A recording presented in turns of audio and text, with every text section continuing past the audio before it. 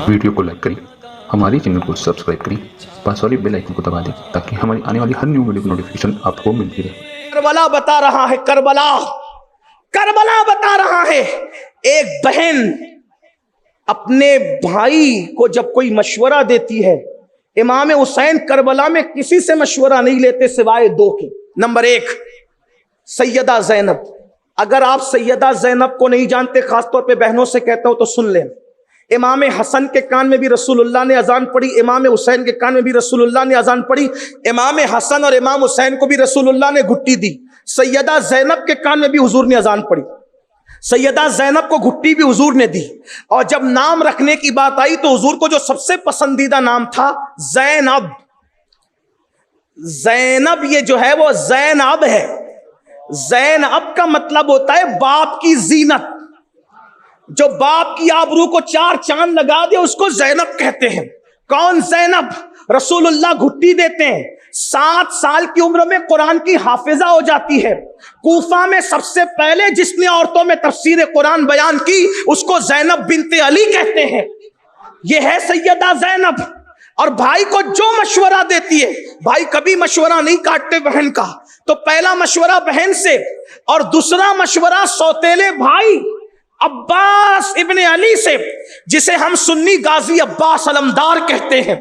आप गौर करें, सौतेले भाइयों से मशवरे नहीं लिए जाते, लेकिन इमाम हुसैन सौतेले भाई से मशवरा ले रहे हैं और बता रहे हैं कि वो और सौतेले भाई हैं जो सौतेले भाइयों को कुएं में डालते हैं। ये हुसैन का भाई अब्बास है जो अपने हुसैन के लिए अपना सब कुछ कुर्बान कर देता है। अंदाजा फरमाएं। और फिर बहन अपने भाई के पास आके कहती है, हुसैन सब कुछ लुट गया, मेरे 2 बच्चे बचे हैं, मेरे बच्चों को जाने दीजिए। मौला हुसैन कहते हैं, बहन और क्या इम्तिहान लोगी, ये मैं नन्हे नन्हे बच्चे औनो मोहम्मद जाएंगे। तो सैयदा क्या कहती है पता है? हुसैन अम्मी के सामने मुझे रुस्वा मत होने दो। अगर क़यामत में सैयदा ने पूछा मेरा लाल जा रहा था, तेरे लाल क्यों बचे थे, तो मैं क्या जवाब दूंगी? मां को सुरखरू, मां की बारगाह में मुझे सुरखरू कर दो। क्यों? जब मां का सामना होगा तो मैं मां से कहूंगी, मां तेरे लाल पर मैंने अपने लालों को कुर्बान करके अपनी गोद उजाड़ दी। और उसके बाद एक बहन अपने भाई के लिए गोद उजाड़ रही है, वो शहादत भी नहीं पढ़ता, लेकिन जब दोनों नन्हे शहजादों की लाशें आती है, तो जब ज़ैनब ने बेटों को भेजा था, जुमले पे तवज्जो करना, पैगाम करबला, सैयदा ज़ैनब ने जब बेटों को भेजा था तो वो ज़ैनब बिनते अली थी, वो ज़ैनब बिनते फातिमा थी। लेकिन जब दोनों शहजादों की लाश आई तो दोनों को लिपट करके रो रही थी और हिचकियां बन गई थी। जब लाशों को देखा तो ज़ैनब सिर्फ मां थी, मां, और एक मां अपने बच्चों को लिपट लिपट के रो रही थी और दुनिया की बहनों को पैगाम दे रही थी कि बहन और भाई के रिश्ते की अहमियत क्या होती है। अंदाजा फरमाए, हमने करबला से सीखा क्या है? आज घर घर में आग लगी है, घर घर में तूफान बदतमीजी है। भाई की बहन से नहीं बनती, बहन की भाई से नहीं बनती।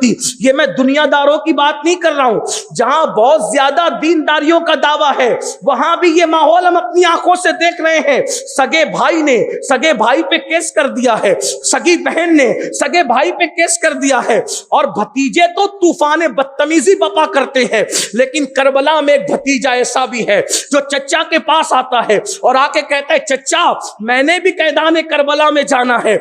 इमाम कहते हैं, बस करो, कितना मुझसे इम्तिहान लोगे? क्या भाई की निशानी भी मिटा दूं? हजरत सैयदना शहजादा इमाम कासिम ने कहा, चचा मुझे जाने दो। चचा कहते नहीं, तुम नहीं जाओगे। रोते हुए आए और फूफी ज़ैनब से जो जुमला इमाम कासिम ने कहा वो इमाम हुसैन के किरदार की अक्कासी करता है। मैं किरदार इमाम हुसैन भी पढ़ना चाहता हूं, लेकिन पहले इसको सुन ले। सैयदा ज़ैनब से कहा, फुप्पी मेरी खबर लो।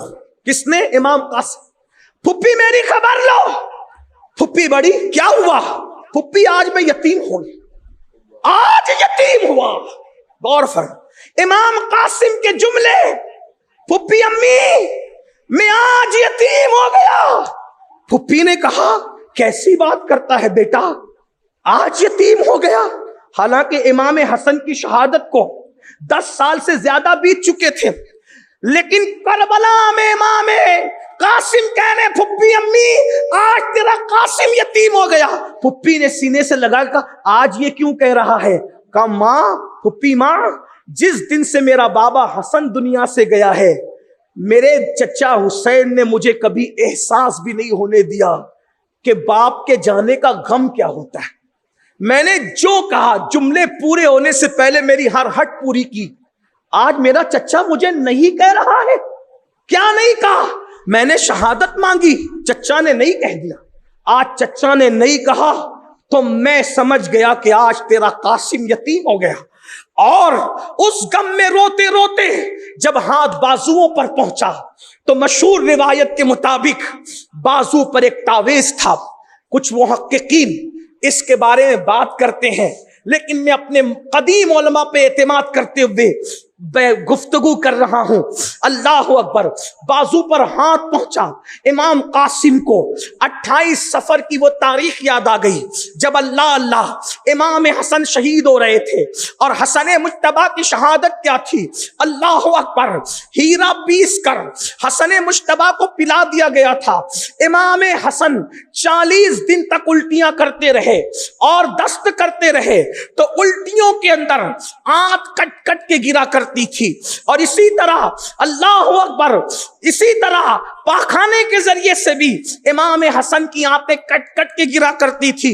اس کٹتی ہوئی آنتوں میں چہرے کو ہرا کر دیا۔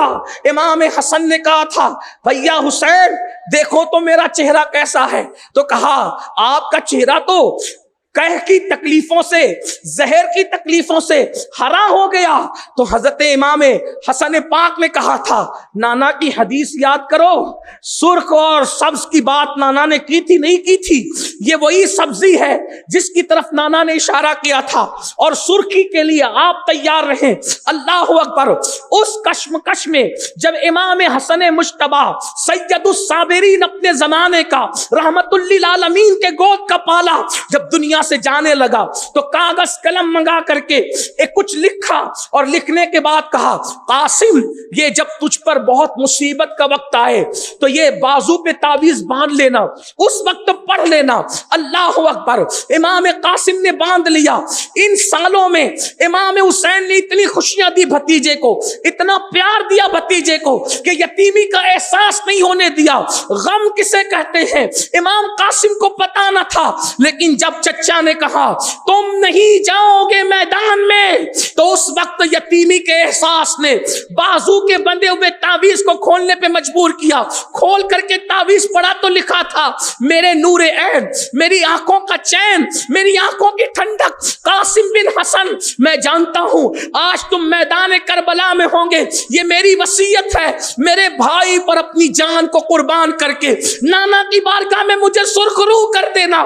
جب یہ تحریر پڑھی تو پھر پھوپھی سے کہا پھوپھی امی جب میرا بابا مجھے شہادت کی سند دے گیا اب مجھے کون روکے گا؟ اس کے بعد گئے چچا اب بھی آپ روکیں گے مجھے، اب بھی آپ روکیں گے؟ یہ میرا بابا مجھے شہادت کی سند دے گیا۔ امام نے اس وقت روتے ہوئے کہا اپنی نسل میرے قدموں پہ مٹانے کی نصیحت کرنے والے حسن، مظلوم حسین دعا کرتا ہے کہ جب تک کہ کائنات قائم رہے اللہ نسل حسن کو قیامت تک کے قائم رہنے کا شرف عطا فرمائے۔ اسی لیے آپ دیکھیں کہ امام مہدی جو تشریف لائیں گے ماں کی طرف سے حسینی ہوں گے لیکن باپ کی طرف سے حسنی ہوں۔ اندازہ کریں، اندازہ فرمائیں، یہ دعائے حسین پاک کی برکت ہے۔ کس کی نسل بچے گی کس کی نہیں بچے گی کوئی گارنٹی نہیں، لیکن نسل نبی باقی رہے گی قیامت تک، اس کی گارنٹی رسول اللہ نے عطا فرمائی۔ امام قاسم قربان ہو گئے۔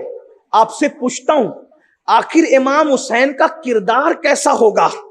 کہ بھتیجے محبت کر رہے ہیں, سوتیلے بھائی محبت کر رہے ہیں, بہنیں محبت کر رہی ہیں, بیویاں, اور دشمن, بات سمیٹتے ہوئے دشمن. امام حسین میدان میں بار بار کیا کہتے ہیں؟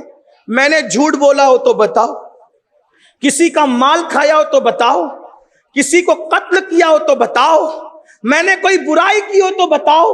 آپ سے پوچھنا چاہتا ہوں, دشمن سے کہہ رہے ہیں جھوٹ بولا ہے تو بتاؤ.